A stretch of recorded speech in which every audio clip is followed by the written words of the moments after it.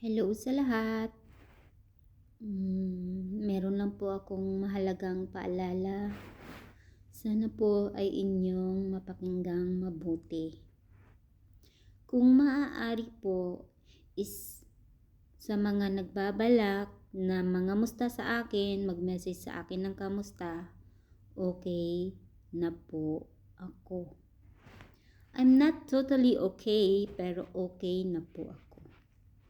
Wag na po kayong mga musta kung may karugtong na pautang naman dyan. Kasi po, oo, single ako. Pero hindi ibig sabihin nun is mapera ako.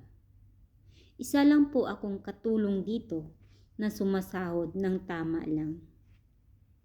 Tama lang na mangkatustos sa aking kailangan, sa pangangailangan ko at sa family ko.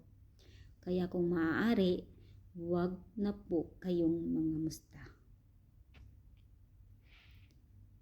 Tsaka, alam nyo po ba, hindi nyo naman talaga alam yun, di ba? Kaya nga kayo nangangamusta. Ito malalaman nyo na. Kaya ko to sinasabi, kasi kadalasan, lagi na lang may nagme-message sa akin. Oo, isa ka na doon, di ba? Alam mo yan, isa ka na doon. Lagi na lang may nagme-message sa akin tuwing mangangamusta. Nakarugtong nun is may pera ka ba dyan? Hindi po ako emergency fund, okay? Hindi po ako emergency fund. Maliwanag? Okay. Then, merong nangungutang na sasabihin, tubuan ko na lang. Hello?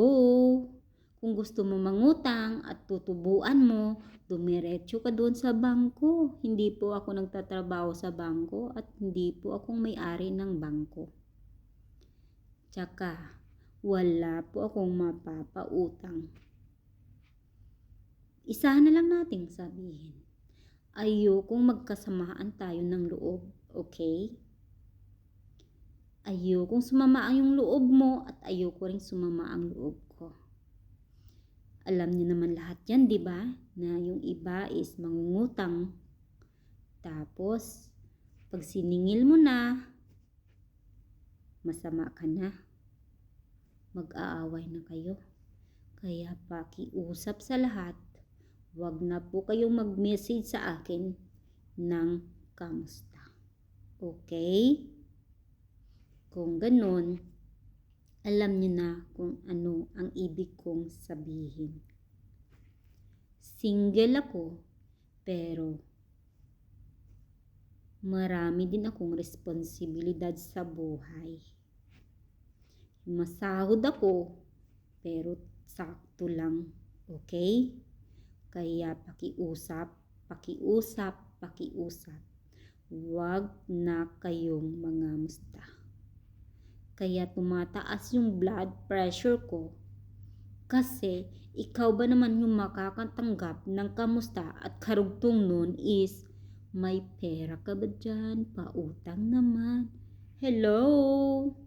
Sana naman ay inyong maintindihan. Kaya pasensya na kung pinupost ko na ito kasi ayoko nang makatanggap ng kamusta na karugtong ay may pera ka ba dyan?